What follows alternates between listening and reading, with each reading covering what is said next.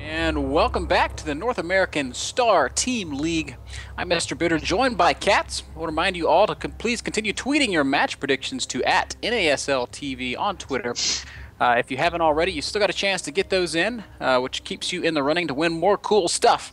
I also want to give more love to our sponsors, especially ASO, the official monitor of NASL and GOSU coaching. The top two placers of this weekend's qualifiers will earn a spot in the NASL Team League, where they will face off against the top teams from the GOSU Coaching Premier League. GOSU Coaching offers SC2 coaching from a number of top pros and personalities. You should check it out if you haven't already. So, let's get back to StarCraft, where it's Heaven's Light versus Pretty. Map's going to be TPW Odyssey, a map that I like a lot. It plays out a little bit like Dual Sight, so... yeah, wait, no, not Dual Sight. What's that other map? Daybreak. That's what I was trying to say. Plays out a little bit like Daybreak, and we talked about how much we like Daybreak earlier, CatZ. Yeah, this is a really nice map. I really like this map. I actually played this map before. I played most of these maps in the NASL qualifier. I didn't qualify, unfortunately. I lost 1-2 to Thorstein in the semifinals. And this was actually the map that I lost on. Oh. But it was going fine, and then I lost. But it's a really nice map. I really like it. So now you hate the map because that's the one that signified the end of the road. Man, that sucks. Yeah, I thought I was ahead too. But yeah, it's a really nice map. Odyssey is actually another map that was once a part of the Map of the Month competition, and I saw one of the coolest PVZs ever on this map between. Protoss player was Whiplash, formerly of VT Gaming, formerly my teammate, and a Zerg player who I can't recall. It might have been Vibe, in fact, and it was so back and forth and incredibly fun.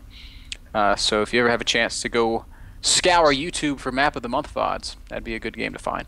So, Whiplash versus You're Not Sure Who? Yes, Whiplash versus I'm Not Sure Who. Okay, should be really easy to find under that under that should be a first one on the list.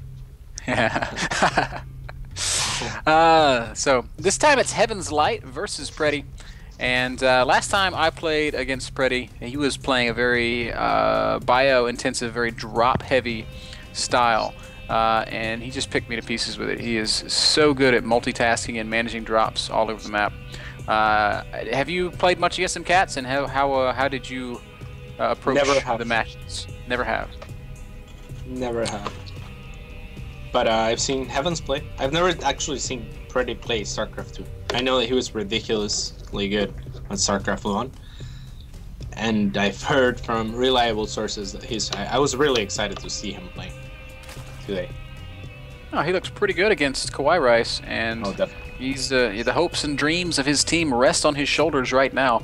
He's going to have to keep it up. He needs to win 2 more games for the eSuba team to make it on further in the bracket. Yep, and it's not going to be hard, but if anyone in the eSuba can do it, it's probably definitely Pretty. And we see both players scouting each other now. Pretty standard for Heavens went for a 15 hatch. Good job of keeping an eye on that SCV. And dropping a 16 pool? Was it a 16 pool, I believe? Yeah, it looked like 16 pool. I love that. Yeah, very, very eco-heavy opening here. No gas just yet. So this is a map where you can, I think, get by with just queens and spine crawlers. I don't think there's really any need to get the fast link speed to deal with things like Hellions. It's a pretty narrow choke, and just with 1 or 2 creep tumors, you can cover your ramp pretty easily. Absolutely. There's really not all that many maps where you need link speed anymore on. So yeah, I don't mind him delaying the link speed at all here, but you definitely need a few queens, like 3 or even 4, depending on what they're doing. I think. I love the pool timing because it allows him to start both queens at the same time, as opposed to 15-15. You couldn't start the second queen on your natural right away. So all is good. Do you think mass queen playstyles are starting to become a little bit more viable in the late game, CatZ? Mass queens in the late game? Yeah, like transfusing broodlords and doing things like that. I like transfusing broodlords, but there's not many other uses for queens other than that. I mean, I when I'm floating a lot of minerals and I have a lot of bird lords, I'll get queens. Like, I'll start making mass queens, you know? Because, yeah, they're really good at transfusing bird lords. They're good anti-air. They're only 2 supply. I mean, if you got a good creep spread, all you gotta ask yourself is, do you want, you know, like, we're talking about, like, late game, I have a ton of everything. I have the map split. Would you rather have 4 lings or 1 queen? Most of the time, when I have bird lords, the answer is 1 queen, and so I get. Yeah. Roachhorn going to go down for Heavens. Now, you said you saw him play a couple games last week. Does he have a particular play style, or is he a guy that'll mix it up? He's mixing it up from last time. He also is blocking the ramp with 2 lings. I like doing that, but it's a little bit risky. It's something that I do when I don't have enough queens. Now he does, so he should be blocking with a queen instead. That's, he's you know, like one shot on those. He's really gambling hard. He hasn't built any spine crawlers either. I don't mind that too much though. Like, think about it. There's 2 Hellions out. If he starts his spine right now or anytime soon, he should be fine. He's blocking the ramp. He's making 4 link, or he has 4 links out. He has 4 queens. I mean, there's nothing those 2 Hellions could have done. And let's say 2 more had come by now. I mean, he already has roaches out. I think he's playing safe. I really like how actively he's spreading that creep. He was pushing out with the queens and just right in the face of the Hellions, dropping more creep, being very, very aggressive with that creep tumor play. On Preddy's side of the map, we can see Tech Lab already researching STEM, Siege Tank with the reactor coming up, and the Starport building. So he's already starting to get into that medevac production. So looks like he's going to play the drop heavy, you know, multi-pronged aggression style that we predicted. Yeah, definitely. And yeah, this creep spread is what won me over last week, or last time I saw Heavens play. I was really impressed by his play, and it's just so organized, and it's just like he's always moving forward and he's always doing good with it. But I also saw him crack under pressure, so I you know, like, Preddy's style might just be his kryptonite if he's gonna go for mass drops and whatnot. I mean, what we're seeing from Heaven's Light looks really cool right now. Super aggressive creep spread almost halfway across the map at only 8 minutes. Yeah, it's crazy.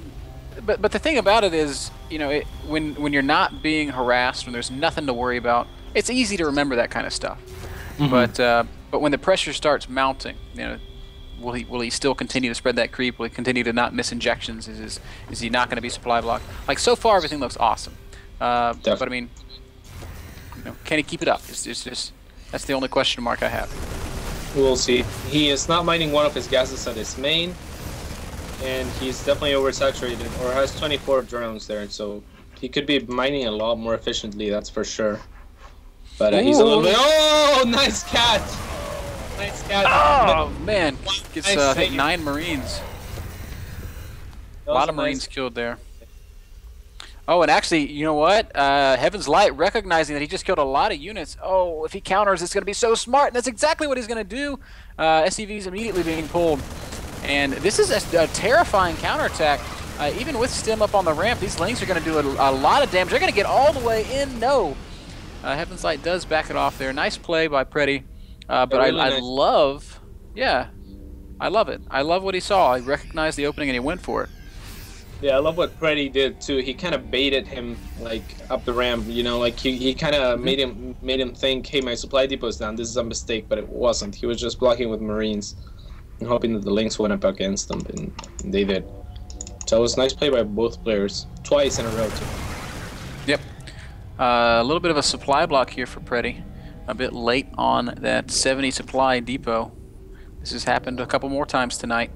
70 seems to be a magic number. Indeed. Still being very diligent with his creep spread is Heaven's Light, passing the center line on the map, and he's got that creep queen on the bottom half of his creep, working very diligently as well. Spire also finishing. Bathing speed, burrow, overlord speed, all good stuff. That was really funny just now. Preddy sent the Marine to the watchtower to take the watchtower, and the Marine didn't take it. So when Heavens was running by, if Preddy didn't see it with his army, he would have expected that Marine to see it. So like it was just funny, because he had to pull back, and then he put the Marine on the watchtower. You know, like he was counting on that Marine spotting that. Whoa. Scary moment here as there's a big Marine force pushing down into the third base, but look at this. Heaven's Light has units on both sides. Siege Tank's going to die immediately. Third is down. He does fall. I don't know if that was worth it. I suppose if he gets all the Marines. Yeah. I can't believe all those Marines are going to run away. I'm surprised he doesn't have any more mutas out. He has one muta out in the field. Oh, that's so painful to watch those Marines run away. That's so many Marines. Yeah. So yeah, it was definitely worth it now. But look at this. Oh, please, a ton of banelings. He has a ton of banelings. This could be really dangerous. This is just going to be it, man. He's going to bust right down. No tanks anywhere. That is way more Zerglings than Freddy's going to be able to deal with. Oh, God, Freddy. Yeah. Absolutely incredible play. Lings just surrounding everything. Every Marine dies. A lot of SCVs going down. That siege tank's going to go out as well. And that is... well, that's basically all she wrote, CatZ. Yep. Really nice play by hands. Wow, nice load up by Fred. Fred is so smart.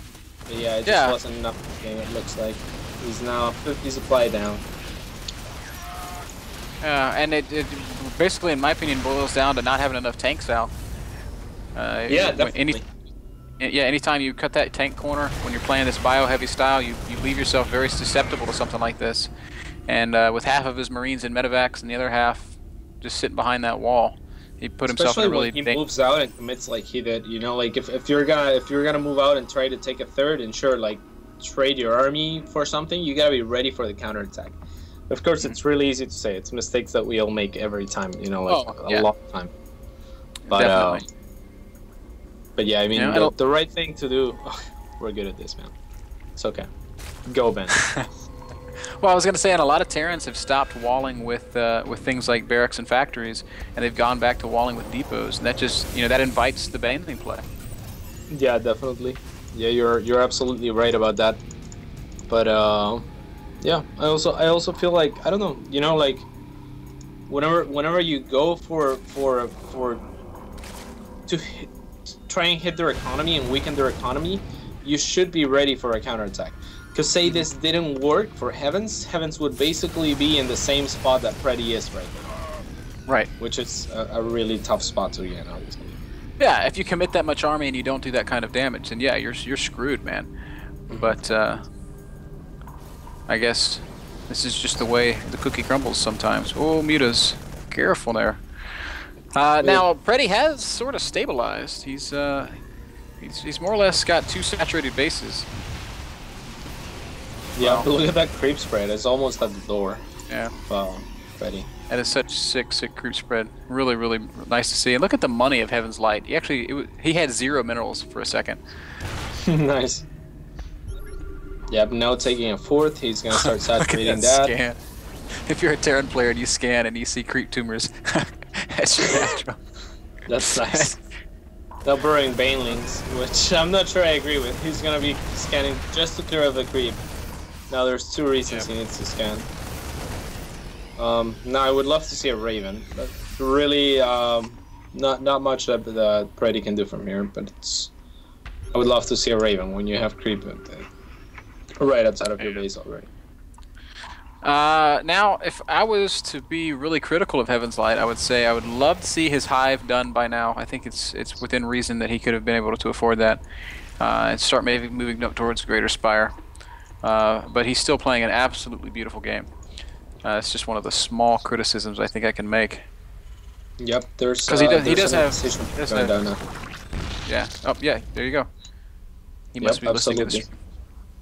I absolutely agree with that on this map, but there's maps like Tal'Darim or whatnot where I wouldn't criticize him for just keep going muta forever. Yeah. This is still kind of a long map. I think it could be debatable, but definitely a lot of chokes and stuff like that. Infestors even would help out. Yeah. I think. Yeah, he might have been able to start working on that a little bit faster, maybe at like a 180 supply or so at least. But I mean, he's doing great. He's keeping great map control. Obviously, he is. Creep everywhere, still- beams burrowed. I mean, it's just nice to see. It's refreshing. Yeah, I was still super impressed by the creep spread. I mean, every now and then you'll see a thread on Reddit like, oh, look at CatZ's amazing creep spread, and you've got the whole map purple, but playing against some guy that's not that great. It's easy to do. We've got Heaven's LighT here playing against just a phenomenal European Terran player, and and he's got the whole map gooped up, man. It's excellent. It's cool. It's awesome. Yeah, I love it. It really is. Yeah, the most impressive thing about Heavens is that he's Heavens. I've never heard of him before last week, and I was like, wow, this guy's good. Yeah. Up and coming. Coming Hive easy. is about 75% complete, and there are infestors on the way, so it's all coming together, man. This is great. This is excellent textbook Zerg play. Absolutely. He's already got +2 attack, no carapace for the air. When you go Broodlords, I think he should be getting some carapace upgrades as well. Maybe dropping a second Spire just because he has all of the economy in the world. But yeah, I mean, he's just gonna go Broodlords and end it. Really, he's just playing it safe and Yeah. yeah. I'm not sure what Preddy's plan is here. I mean, he can't move out. Maybe he just wants to get maxed and then try and move out. Hope that Broodlords and Infestors aren't out yet, or something along those lines. But it's gonna be really, really, really, really hard. Yeah. Yep. Corruptor's coming out. He's gonna. Oh, even Ultralisk Cavern going down. I love that.